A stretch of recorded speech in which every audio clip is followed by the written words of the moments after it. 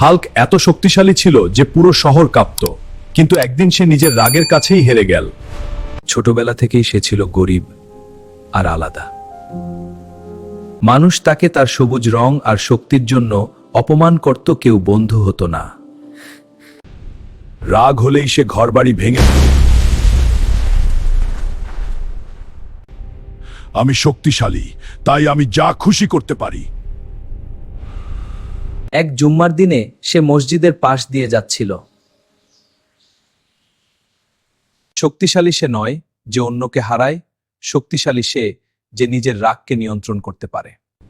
এই কথা শুনে হাল্ক থমকে দাঁড়াল।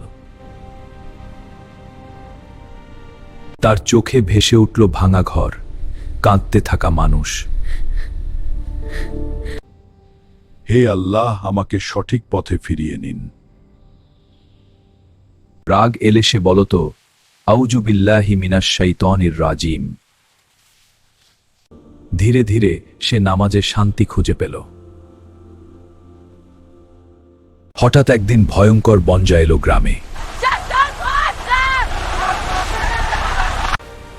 এবার সে রাগে নয়, ঈমানের শক্তিতে ঝাঁপিয়ে পড়ল।